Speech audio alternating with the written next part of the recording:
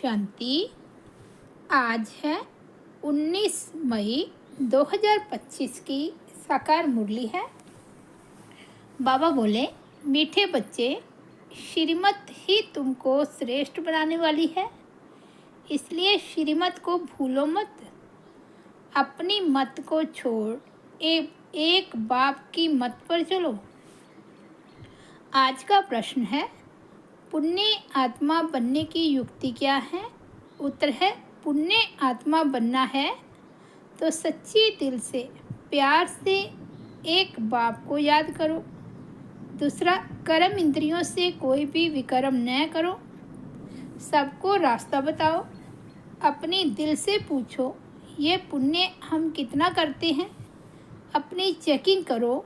ऐसा कोई कर्म न हो जिसकी 100 गुना सजा खानी पड़े, तो चेकिंग करने से पुण्य आत्मा बन जाएंगे। ओम शांति। रूहानी बाप बैठ बच्चों को समझाते हैं। यह तो बच्चों को मालूम है कि अभी हम शिव बाबा की मत पर चल रहे हैं। उनकी है ऊंचते ऊंच मत। दुनिया यह नहीं जानती कि ऊंचते ऊंच शिव बाबा कैसे बच्चों को श्रेष्ठ बनाने के लिए श्रेष्ठ मत देते हैं। इस रावण राज्य में कोई भी मनुष्य को श्रेष्ठ मत दे नहीं सकते। तुम अभी ईश्वरीय मत वाले बनते हो। इस समय तुम बच्चों को पति से पावन बनने के लिए ईश्वरीय मत मिल रही है। अभी तुमको पता पड़ा है, हम तो विश्व के मालिक थे।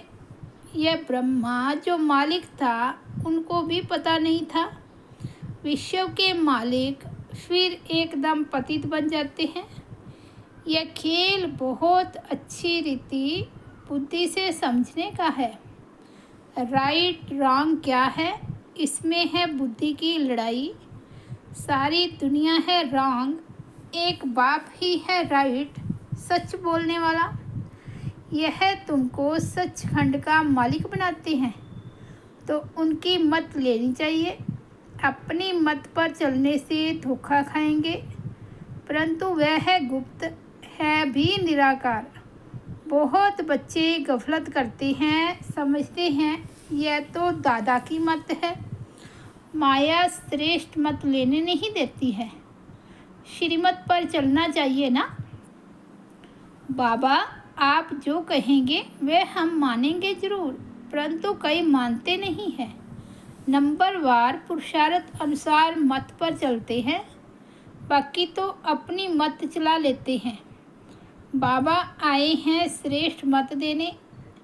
ऐसे बाप को घड़ी घड़ी भूल जाते हैं। माया मत लेने नहीं देती। श्रीमत तो बहुत सहज है ना। दुनिया में कोई को यह समझ नहीं कि हम तमो प्रधान हैं। मेरी मत तो मशहूर है, श्रीमत भगवत गीता। भगवान अभी कहते हैं, मैं 5000 वर्ष बाद आता हूँ, आकर भारत को श्रीमत देश श्रेष्ठ बनाता हूँ। बाप तो सावधान करते हैं, बच्चे श्रीमत पर नहीं चलते।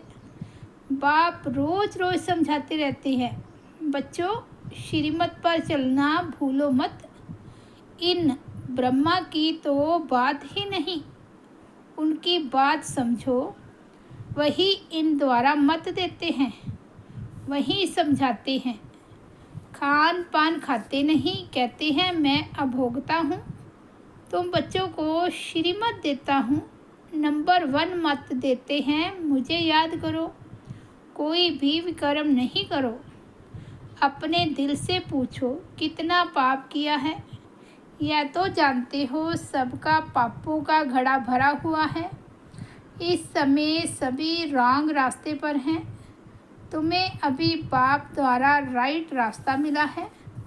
तुम्हारी बुद्धि में सारा ज्ञान है। गीता में जो ज्ञान होना चाहिए वह है नहीं। वह कोई बाप की बनाई हुई नहीं है। यह भी भक्ति मार्ग में नूंद है। कहते भी हैं भगवान आकर भक्ति का फल देंगे। बच्चों को समझाया है ज्ञान से सद्गति, सद्गति भी सबकी होती है, दुर्गति भी सबकी होती है। यह तो दुनिया ही तमो प्रधान है, सतो प्रधान कोई है नहीं। पुनर्जन्म लेते लेते अब पिछाड़ी आकर हुई है, अब मौत सबके सिर पर खड़ा है। भारत की ही बात है, गीता भी है देवी देवता धर्म का शास्त्र, तो तुम्हें दूसरे कोई धर्म में जाने से क्या फ़ायदा। हर एक अपनी अपनी कुरान बाइबल आदि ही पढ़ते हैं, अपने धर्म को जानते हैं। एक भारतवासी ही अन्य सब धर्मों में चले जाते हैं और सब अपने अपने धर्म में पक्के हैं। हर एक धर्म वाले की शक्ल आदि अलग है। बाप स्मृति दिलाते हैं, बच्चे तुम अपने देवी देवता धर्म को भूल गए हो। तुम स्वर्ग के देवता थे। हम सो का अर्थ भारतवासियों को बाप ने सुनाया है। बाकी हम आत्मा सु परमात्मा नहीं हैं। यह बातें तो भक्ति मार्ग के गुरु लोगों ने बनाई है। गुरु भी करोड़ों होंगे। स्त्री को पति के लिए कहते हैं कि यह तुम्हारा गुरु ईश्वर है, जबकि पति ही ईश्वर है। फिर हे भगवान, हे राम क्यों कहती हो।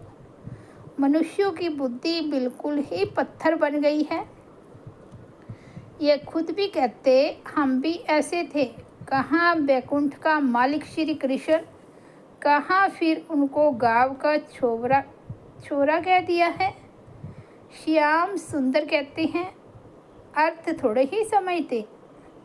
अभी बाप ने तुमको समझाया है, जो नंबर 1 सुंदर वही नंबर लास्ट तमो प्रधान श्याम बना है। तुम समझते हो हम सुंदर थे फिर श्याम बने हैं। 84 का चक्कर लगाए। अभी श्याम से सुंदर बनने के लिए बाप एक ही दवाई देते हैं कि मुझे याद करो। तुम्हारी आत्मा पति से पावन बन जाएगी। तुम्हारे जन्म जन्मांतर के पाप नाश हो जाएंगे। तुम जानते हो जब से रावण आया है तुम गिरते गिरते पाप आत्मा बने हो। यह है ही पाप आत्माओं की दुनिया, एक भी सुंदर नहीं। बाप बगैर सुंदर कोई बना ना सके। तुम आए हो स्वर्गवासी सुंदर बनने। अभी नरकवासी श्याम हैं, क्योंकि काम चिता पर चढ़ काले बने हैं। बाप कहते हैं काम महाशत्रु है।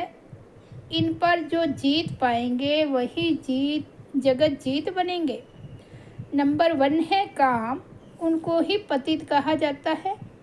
क्रोधी को पतित नहीं कहेंगे। बुलाते भी हैं कि आकर पति से पावन बनाओ। तो अब बाप आए हैं, कहते हैं ये अंतिम जन्म पावन बनो। जैसे रात के बाद दिन, दिन के बाद रात होती है, वैसे संगम युग के बाद फिर सतयुग आना है। चक्कर फिरना है। बाकी और कोई आकाश में अथवा पाताल में दुनिया नहीं है। सृष्टि तो यही है।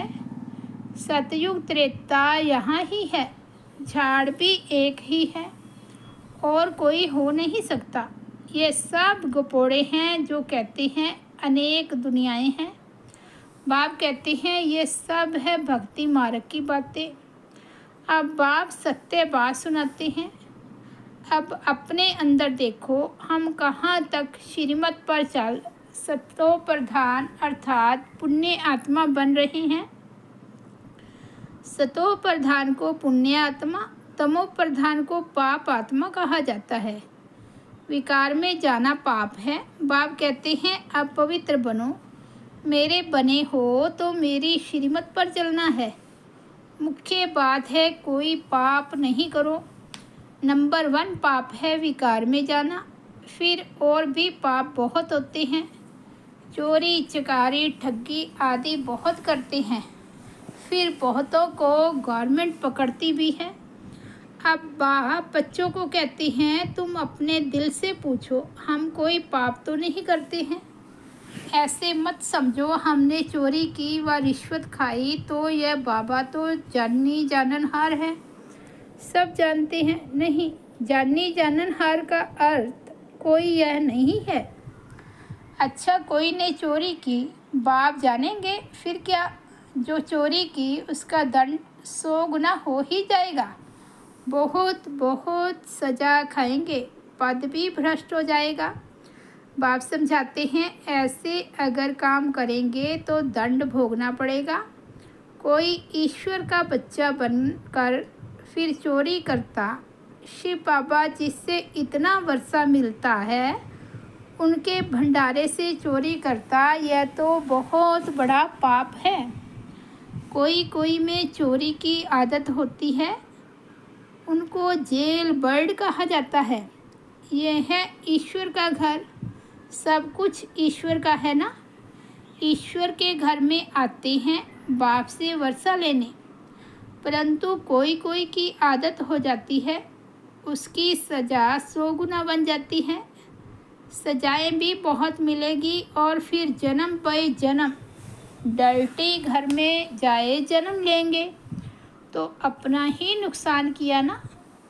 ऐसे बहुत हैं जो याद में बिल्कुल नहीं रहते, सुनते कुछ नहीं, बुद्धि में चोरी आदि के ही ख्यालात चलते रहते हैं। ऐसे बहुत सत्संग में जाते हैं, चप्पल चोरी कर लेते, उनका धंधा ही यह रहता है।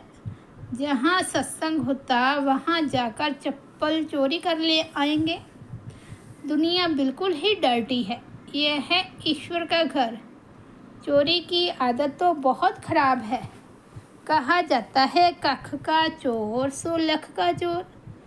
अपने अंदर से पूछना चाहिए हम कितना पुण्य आत्मा बने हैं, कितना बाप को याद करते हैं, कितना हम सुदर्शन चक्रधारी बनते हैं, कितना समय ईश्वरीय सर्विस में रहते हैं, कितने पाप कटते जा रहे हैं।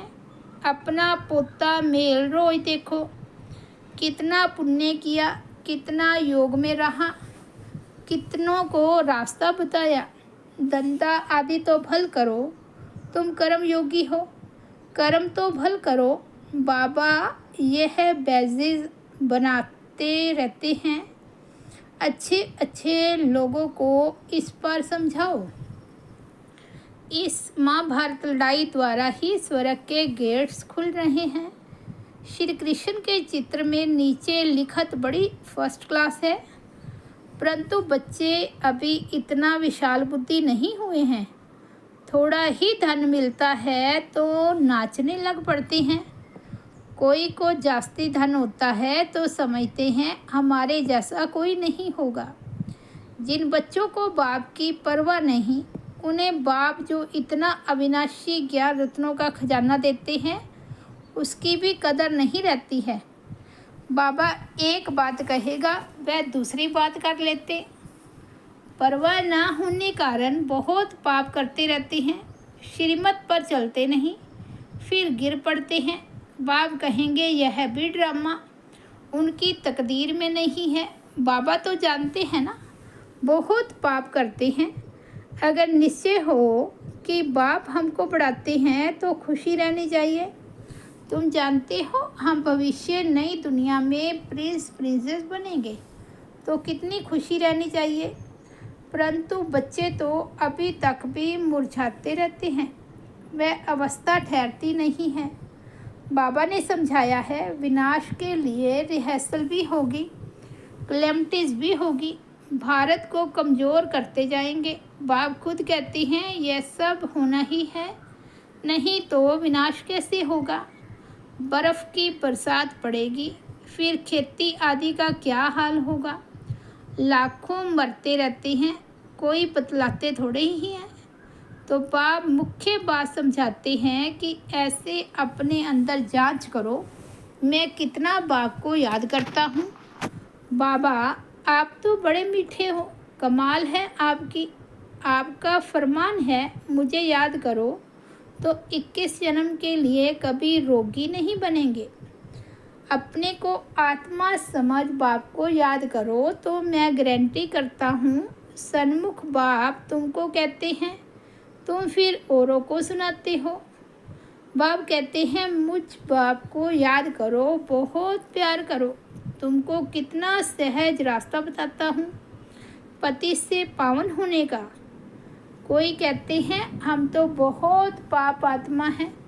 अच्छा फिर ऐसे पाप नहीं करो, मुझे याद करते रहो तो जन्म जन्मांतर के जो पाप है वह इस याद से भस्म होते जाएंगे। याद की ही मुख्य बात है। इनको कहा जाता है सहज याद योग। अक्षर भी निकाल दो। सन्यासियों के हठ योग तो किस्म किस्म के हैं, अनेक प्रकार से सिखलाते हैं। इस बाबा ने गुरु तो बहुत किए हैं ना। अभी बेहद का बाप कहते हैं इन सब को छोड़ो, इन सब का भी मुझे उद्धार करना है और कोई की ताकत नहीं जो ऐसे कह सके। बाप ने ही कहा है मैं इन साधुओं का भी उद्धार करता हूँ, फिर यह गुरु कैसे बन सकते। तो मूल एक बात बाप समझाते हैं, अपनी दिल से पूछो हम कोई पाप तो नहीं करते हैं, किसको दुख तो नहीं देते हैं, इसमें कोई तकलीफ़ नहीं है। अंदर जांच करनी चाहिए, सारे दिन में कितना पाप किया, कितना याद किया, याद से ही पाप भस्म होंगे। कोशिश करनी चाहिए, यह बहुत मेहनत का काम है। ज्ञान देने वाला एक ही बाप है, बाप ही मुक्ति जीवन मुक्ति का रास्ता बतलाते हैं। अच्छा मीठे मीठे सिकिलदे बच्चों प्रति माता पिता बाप दादा का याद प्यार और गुड मॉर्निंग। रूहानी बाप की रूहानी बच्चों को नमस्ते। हम रूहानी बच्चों की रूहानी बाप दादा को याद प्यार गुड मॉर्निंग और नमस्ते। धारणा के लिए मुख्य साथ, बाप जो अविनाशी ज्ञान रत्नों का खजाना देते हैं उसका कदर करना है। बेपरवाह बन पाप कर्म नहीं करने हैं। अगर निश्चय है भगवान हमको पढ़ाते हैं तो अपार खुशी में रहना है। सेकंड पॉइंट है ईश्वर के घर में कभी चोरी आदि करने का ख्याल ना आए। यह आदत बहुत गंदी है। कहा जाता कख का चोर 100 लाख का चोर। अपने अंदर से पूछना है हम कितना पुण्य आत्मा बने हैं। वरदान है निर्बल दिल शिकस्त असमर्थ आत्मा को एक्स्ट्रा बल देने वाले रूहानी रहमदिल भव। जो रूहानी रहमदिल बच्चे हैं वे महादानी बन बिल्कुल होपलेस केस में होप पैदा कर देते हैं, निर्बल को बलवान बना देते हैं। दान सदा गरीब को बेसहारे को दिया जाता है। तो जो निर्बल दिल शिकस्त असमर्थ प्रजा क्वालिटी की आत्माएं हैं उनके प्रति रूहानी रहमदिल बन महादानी बनो। आपस में एक दूसरे के प्रति महादानी नहीं, वे तो सहयोगी साथी हो, भाई भाई हो, हम शरीक पुरुषार्थी हो। सहयोग दो, दान नहीं। स्लोगन है सदा एक बाप के श्रेष्ठ संग में रहो तो और किसी के संग का रंग प्रभाव नहीं डाल सकता।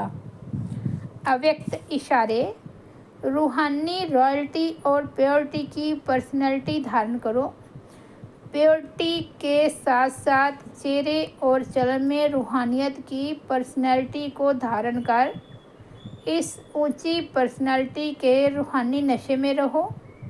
अपनी रूहानी पर्सनैलिटी को स्मृति में रख सदा प्रसन्नचित रहो तो सब प्रश्न समाप्त हो जाएंगे। अशांत और परेशान आत्माएं आपकी प्रसन्नता की नज़र से प्रसन्न हो जाएंगी। अच्छा ओम शांति। तो ये थे 19 मई 2025 के बाबा के अनमोल महावाक्य। मुरली की हेडलाइन है मीठे बच्चे श्रीमत ही तुमको श्रेष्ठ बनाने वाली है, इसलिए श्रीमत को भूलो मत। अपनी मत को छोड़ एक बाप की मत पर चलो। ओम शांति।